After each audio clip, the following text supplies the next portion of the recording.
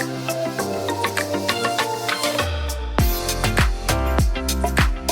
everybody, welcome back to the channel. Thank you so much for once again joining me for tea time. Today we have a little bit of fireside. That smokiness of the lap song, guys. Hope you're joining me with your cup of tea, cup of coffee, or whatever you have over there. Today is going to be a photo day.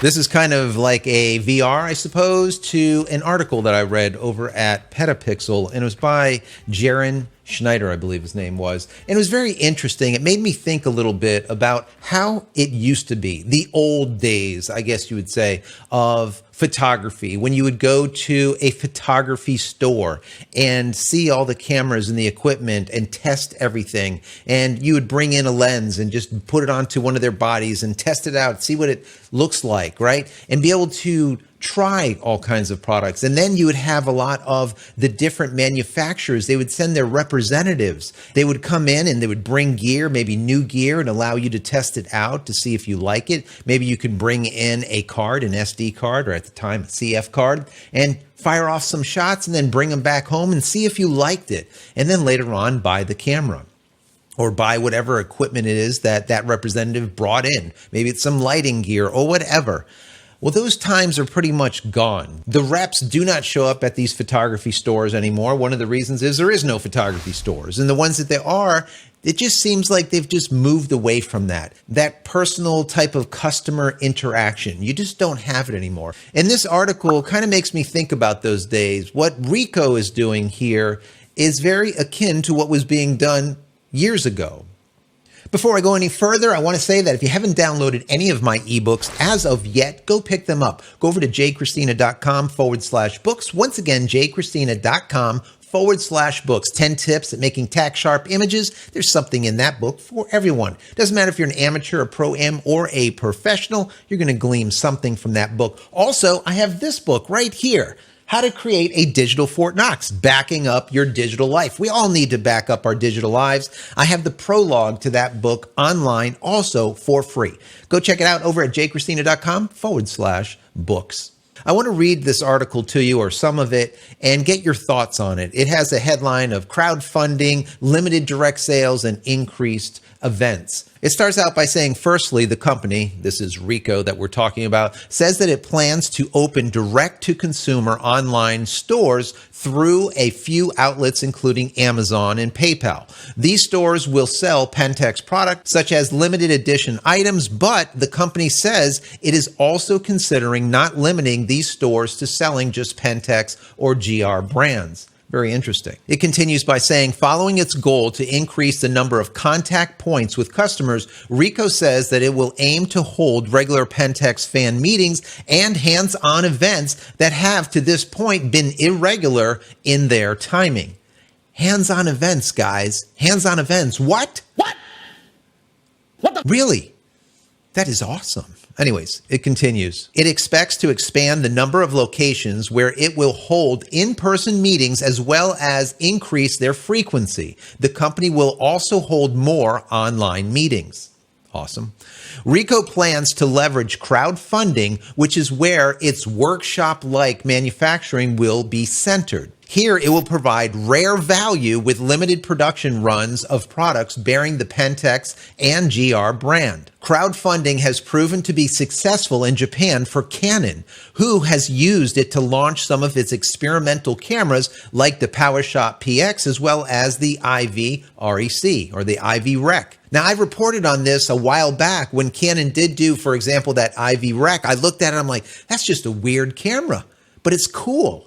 So by doing this crowdfunding, Canon was able to see if there was any interest in the product. And they didn't have to make a huge run of the product. Maybe a few units if it didn't work out, or just ditch it altogether if it was a complete fail. Very, very smart. Crowdfunding is really big, even for the larger manufacturers these days. Some of you out there came to me and said, I don't believe it. I can't believe that manufacturers are actually using crowdfunding. And the answer to that is yes. And they're doing it more and more these days. And we see that Ricoh here is looking to do the same. The article continues with, finally, Ricoh says it plans to improve its showrooms and service base around Japan and will open a new base in Tokyo around the summer of 2022, which will be used as a repair reception area as well as serving as a place to connect with customers. Like a kind of cool vibe place where you'd go in there, maybe have a cup of coffee or a tea or something and just look at gear or wait for your camera to be fixed or whatever. I like it. I like it a lot. Ricoh says that it is planning additional new initiatives beyond the above and will announce those when the final details have been determined. So this is a major shift in business strategy for Ricoh. And I think that all manufacturers should be doing this. But let's continue with this article, and then I'll give you more of my thoughts. On January 20th, Ricoh Japan announced that it would be changing its Pentax camera business structure significantly. Specific to Japan, Ricoh's president and CEO announced that the Pentax and GR camera brand would take on a workshop-like approach to expand sales channels and camera lineups through the direct-to-consumer here, sales and additional digital methods. Grassroots, guys, grassroots. Touch the people with your product. Touch the people. All too often we see these manufacturers just going tone deaf. And when customers are saying, we need this, they never give it to them, Panasonic. People just, after a while, just get sick of it and they look elsewhere.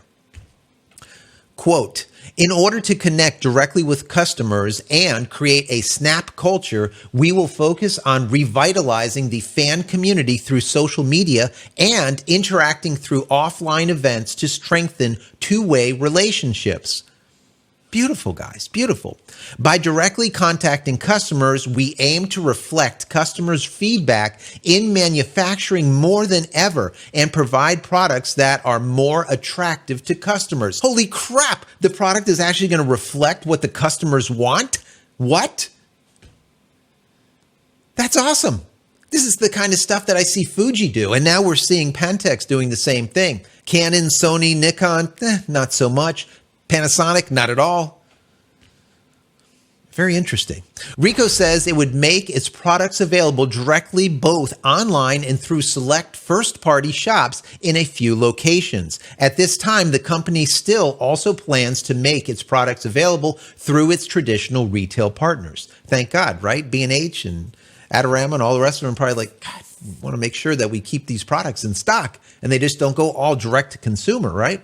So third party will be getting the products. Now, the question is, will this translate into Ricoh USA, or is this only going to be Japan? And this part of the article actually answers that. The company did not communicate its plans to make this announcement, nor is the details to its Western counterparts. So the initial announcement reads as the entire company would shift its strategy. Nearly a full day after the news broke, Ricoh USA was able to confirm that the changes would only affect Japan for now. So guys, we're not going to get all of these niceties here in the US. This is going to be only in Japan, but maybe they're testing it out over there. I like the idea of reshaping things, dramatically shifting the entire business strategy. It just simply makes sense. Things that are currently going on in the camera industry are just shites. Absolutely horrible. They're looking at crowdfunding. They're looking at limited direct sales as well as increasing these events. These events are huge. I can't tell you how many photographers over the years have come to me and say, you know, I really miss going to these mom and pop camera shops and going to the events where the different representatives from different companies would come and show their wares. It was a lot of fun. It was almost like mini Photo Plus Expos or WPPIs or other conferences. The manufacturers would send in representatives. They would show all of the new equipment, and anyone that wants to join during those maybe weekend or a couple of days, they can. They can go to the site and actually hands-on the product. We don't have that as much anymore. I feel like hands-on is almost dead. Everyone is just buying everything virtually and they never touch anything. They don't try anything. And then finally they get it. They're like, this is crap. And what happens? It goes right back. I bet you shipping has got to be doubled now that we see that a lot of the mom and pop shops are closed and a lot of people are buying stuff online. It has to be, because the stuff comes into the customer and goes right back to the retailer. So I think that this is really cool. I like the idea of them putting together small shops where people can go in, hang out, get gear worked on or fixed. I also think that crowdfunding is awesome for making maybe a specific product, maybe 60 of a product or 100 of a product, and that's it. Maybe you pay a lot of money for it, but is specific to the customers. I want this product in all gold, or I want this product to not have any type of filter in it. Whatever it is, and make only those. Or I want the exact same camera that only shoots IR, infrared, or whatever. And then only make, let's say, 100 units of that infrared version of this K camera. That would be awesome. That is really cool. So all in all, I think that this is very positive, and I really would like to see other manufacturers do this. Go back into these small mom and pop stores. I know there's not a lot of them left, but there's still some. And when I go to them and I talk to them, they're like, yeah, the reps, they don't come anymore. The reason why they don't come anymore is because the entire industry has been shrinking. But why is it shrinking? People are not enthusiastic anymore about photography. They're just not. They just look at the gear. It's just like another thing. They're like, oh yeah, this is a cool toy. They get rid of it and they buy a new one online. They don't go to the shops anymore. That was the kind of thing that I was talking about when I said that film was better than digital. I was saying that kind of in jest, but you got the point, hopefully. Some people did, some people didn't, but that's all right. So getting back to the roots and getting back to the film in comparison to shooting digital slows you down. It allows you to be able to see what's going on, what you're doing, instead of spraying and praying, hoping that those 20 frames per second, one of them is going to be of value, right? The same thing with this. Getting more intimate with the customers, I think, is just smart. Actually reaching out to the customers and saying, what would you like? What? What? What would I like? Oh, well, I would like this, that. All right, we're going to make 100 of those cameras because I think you have a great idea. And then if it goes over well, that crowdfunding goes over well, they can go to mass producing. They can go to manufacturing with it. I think it's just brilliant. What do you guys think? I want to hear from you. Also, if you enjoyed this content, even a little bit, throw this video a thumbs up and don't forget to subscribe to the channel. That would be awesome. Click this little bell icon over here so when I go live or when a new video comes out, you'll be notified of it. And finally, head over to my website, JCristina.com, where you can find all the photography tools I've invented for you and me over the years. And hopefully there's something there that you might like. And if there is, please pick it up and support me and my family. That's it, guys. I'm out of here for another vlog. Many blessings to you and your family. Stay safe, stay healthy. Love you all. We'll see you in the next one. Take care.